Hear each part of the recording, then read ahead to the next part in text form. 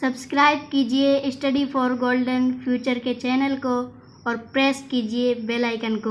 Like share ज़रूर करें। तो एक बार फिर से स्वागत है आपका हमारे channel study for golden future में। तो कल हमने विटामिन्स तक पढ़ लिया था, तो आज हम पढ़ेंगे खनिज कुपोषण के बारे में। हमने इसे क्या है टॉपिक को सवाल के रूप में बना लिया है, जिससे आपको आसानी हो जाए और आप इन सभी सवालों को अपने रजिस्टर में लिख लेना। तो आइए हम स्टार्ट करते हैं इस वीडियो को। तो हमारा सवाल क्या बना है, खनिज कुपोषण से होने वाली हानियाँ कौन कौन सी है। तो आइए देखते हैं खनिज कुपोषण से होने वाली हानियाँ कौन कौन सी है, यानी खनिज कुपोषण क्या होता है इसके बारे में जानते हैं। तो आंसर दिया हुआ है, विभिन्न प्रकार के खनिज भी शरीर के संचालन में महत्वपूर्ण भूमिका निभाते हैं। यदि भोजन में इनकी कमी होती है तो शरीर में कई प्रकार के रोग उत्पन्न हो जाते हैं। यानी खनिज होते हैं जो शरीर में क्या महत्वपूर्ण भूमिका निभाते हैं। यदि अगर हम भोजन में इन खनिजों को नहीं लेंगे तो हमारे शरीर में क्या होगा, कई प्रकार के रोग उत्पन्न हो जाएंगे। तो आइए आगे देखते हैं वो खनिज कौन कौन से होते हैं जो हमें लेने चाहिए। तो पहला है हमारा लोहे तत्व, जिसे हम Fe से दर्शाते हैं। तो इसमें क्या दिया हुआ है, आगे शरीर में लोहे तत्व की कमी से रुधिर में हीमोग्लोबिन की कमी हो जाती है। अगर यदि हम खाने के साथ लोहे तत्व नहीं लेंगे तो हमारे शरीर में क्या होगा, हीमोग्लोबिन की कमी हो जाएगी। अब लोहे तत्व का मतलब ये तो नहीं है कि हम लोहा खाएंगे, जैसे खाना होता है उसमें पालक वगैरह ऐसी सब्जियां होती है, तो इसमें क्या होता है, आयरन काफ़ी मात्रा में होता है। तो आगे देखते हैं, जिससे एनीमिया रक्तहीनता रोग हो जाता है, जिसके कारण चेहरा पीला पड़ जाता है। तो अब देखते हैं हमारा दूसरा लोहे तत्व कौन सा है। तो आइए तो दोस्तों, तो जो हमारा दूसरा लोहे तत्व होगा वो होगा कैल्शियम तथा फॉस्फोरस। ये भी हमारे क्या है, लोहे तत्व है जो शरीर में आवश्यक होते हैं। तो इसको क्या, कैल्शियम को हम Ca से दर्शाते हैं और फॉस्फोरस को P से दर्शाते हैं। तो आइए पढ़ते हैं इनके बारे में। तो कैल्शियम तथा फॉस्फोरस दोनों तत्व हड्डियों को मजबूत बनाते हैं। इनकी कमी से हड्डियां कमज़ोर भंगुर हो जाती है। मान ले एक नंबर में सवाल आ जाए, पूछ ले कि कैल्शियम और फॉस्फोरस का काम बताइए, कार्य बताइए, तो आप सीधे सीधे लिख देना कि ये हड्डियों को मजबूत बनाते हैं। अगर इनकी कमी हो जाती है तो शरीर में हड्डियां कमज़ोर और भंगुर हो जाएंगी। अब आगे पढ़ेंगे हम क्या, आयोडीन। आयोडीन को I से दर्शाते हैं। आयोडीन की कमी से थायराइड ग्रंथि की क्रिया धीमी पड़ जाती है, जिससे गलगंड घेंगा रोग हो जाता है। यानी अगर हमारे शरीर में आयोडीन की कमी हो जाती है तो उससे क्या है, हमारी जो थायराइड ग्रंथि होती है इसकी क्रिया धीमी पड़ जाती है, इससे गलगंड या घेंगा रोग हो जाता है। आयोडीन इसलिए हमें काफ़ी मात्रा में लेना चाहिए। तो जो हमारा अगला सवाल है इसको हम सबसे पहले क्या करते हैं, ध्यान से पढ़ लेते हैं। तो सवाल दिया हुआ है हमारा अगला, पीने योग्य जल के क्या गुण होने चाहिए। तो पीने योग्य जल है उसके क्या गुण होने चाहिए, यानी हमें कैसा पानी पीना चाहिए। तो आइए पहला गुण देखते हैं, जल में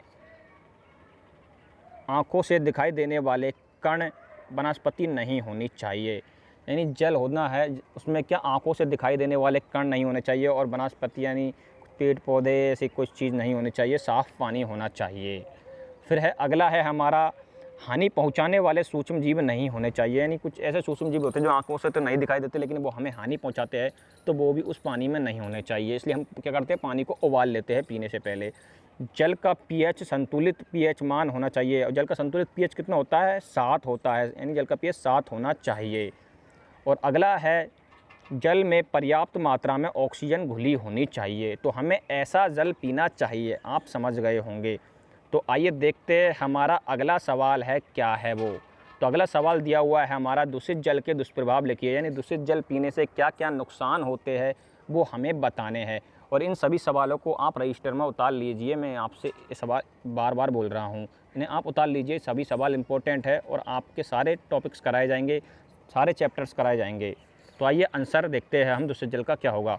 दूषित जल का सेवन करने से कई प्रकार की बीमारियां हो जाती है।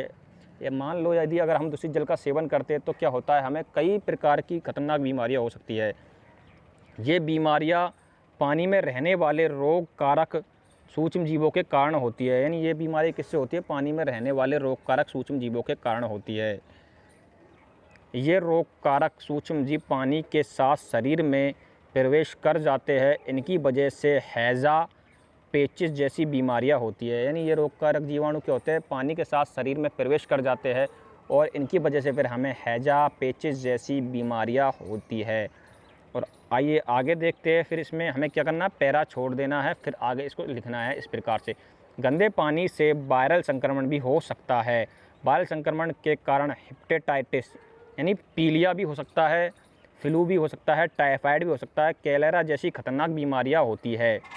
राजस्थान में गंदा पानी पीने से नारू वाला रोग होता है। इन राजस्थान में गंदा पानी पीने से क्या रोग होता है, नारू वाला। मान लीजिए 1 नंबर में सवाल आ जाए कि राजस्थान में गंदा पानी पीने से कौन सा रोग होता है, तो आपको सीधे सीधे लिख देना नारू वाला रोग होता है। तो आइए देखते हैं हमारा आगे। तो हमारा जो अगला क्वेश्चन है 8वें नंबर का, वो दिया हुआ है बाला या नारू रोग क्या है, समझाइए। वही राजस्थान में होने वाला रोग है ये। तो आइए इसके बारे में भी हम पढ़ लेते हैं। सवाल आपका 2-3 नंबर में आ सकता है। तो आइए पढ़ते हैं।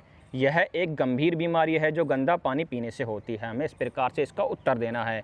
पानी से राजस्थान के लोगों में पाई जाती है, यानी गंदा पानी पीने से राजस्थान के लोगों में पाई जाती है। यह एक गंभीर बीमारी है जो गंदा पानी पीने से राजस्थान के लोगों में पाई जाती है। इस प्रकार से हमें लिख देना है। फिर लिखना है हमें क्या, रोगजनक, यानी रोग किसके कारण होता है। तो हमें इसमें ड्रैकनकुलस मेडिनेसिस नामक कृमि से होता है। यह रोग इस कृमि से होता है। इसकी मादा कृमि अपने अंडे सदैव परपोषी मनुष्य के शरीर के बाहर जल में अंडे देती है। यानी इसकी मादा होती है वो अपने अंडे कहाँ देती है, जल में देती है। ऐसे दूषित जल का उपयोग यदि कोई स्वस्थ व्यक्ति करता है तो यह अंडे शरीर में क्या होते हैं, पहुंच जाते हैं। यानी ऐसे अगर हम दूषित जल का उपयोग करेंगे तो वो अंडे हमारे शरीर में पहुंचेंगे। ईजी सी बात है ये तो।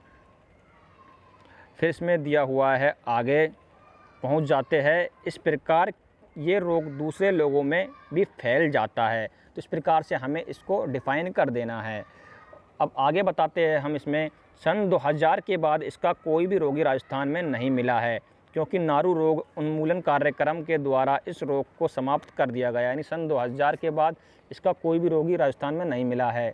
समझ गए होंगे आप अच्छे से। तो अब देखते हैं हमारा कल का सवाल कौन सा है जिसे हम कल पढ़ेंगे। चलो आज एक सवाल और ले लेते हैं फिर हम। तो अगला सवाल है हमारा, दूषित जल से होने वाले रोगों के बचाव के उपाय बताइए। तो देखिए, पानी को छानकर पियो। यानी पानी को क्या करना है, हमें छानकर पीना है। पानी को उबाल कर ठंडा कर छानकर पीना चाहिए। नदी तालाब आदि में नहाना व कपड़े धोना नहीं चाहिए और इसकी सफाई होनी चाहिए। यानी नदी तालाब में हमें नहीं नहाना चाहिए क्योंकि उसमें गंदा पानी होता है। तो आइए अब देखते हैं हमारा कल का सवाल कौन सा है जो हम कल पढ़ने वाले हैं। तो हमारा कल का एक सवाल है, ये बहुत ही इंटरेस्टिंग सवाल है। मोटापा क्या है और इसकी क्या हानि है। ये सवाल 5 नंबर में आ सकता है और इस सवाल को हम पढ़ेंगे कल। तो देखते रहिए, हमारे चैनल को सब्सक्राइब कीजिए और वीडियो को लाइक कीजिए, ज़्यादा से ज़्यादा शेयर कीजिए। धन्यवाद वीडियो देखने के लिए दोस्तों।